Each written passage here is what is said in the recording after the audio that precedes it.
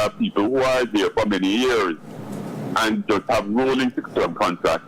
We don't have that data. We have anecdotes, but we don't have data to say whether it's, as I said earlier, whether it's 1,000 or 100,000. Yes. But I want to say this.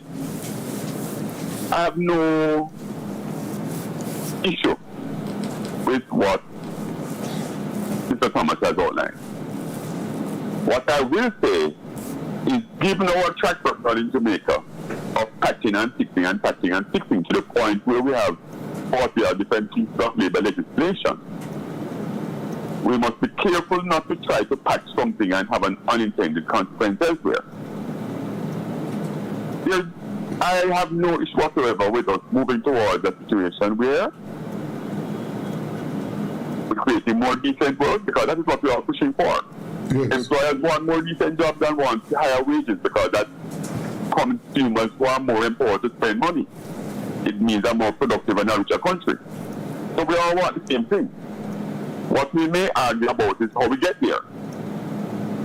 Now, the fact that 6-term contracts existed even in the public sector and were rolling for 20 and 30 years is symptomatic of something else, and we have to understand what it is symptomatic of.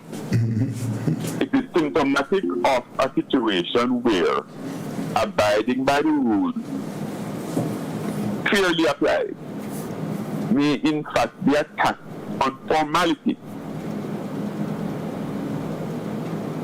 Won't you follow me, Bobby?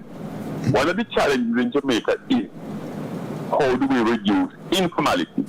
Because you know that ultimately who suffers in an informal setup is the worker. I see on behalf of the employers would love to eliminate informality completely. Yes. Because when you level the playing field, then those of the employers who are playing by the rules feel that we are on a level playing field. That's all. Yes. That is all I see. So what we want is more formality, you know.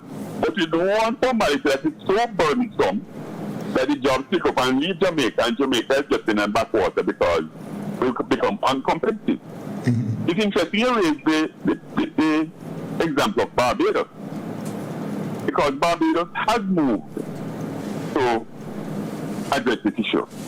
But what we omitted in the discussion is that Barbados has also had in place unemployment insurance since the early 1980s. So they don't have the same redundancy laws as Jamaica. You following where I'm going? Yes, yes. So you have to look at the overall picture, you know. Yes. We can't cherry pick from Barbados and say, boy, Barbados does this right nice, and we apply it. And Jamaica has done that in the past.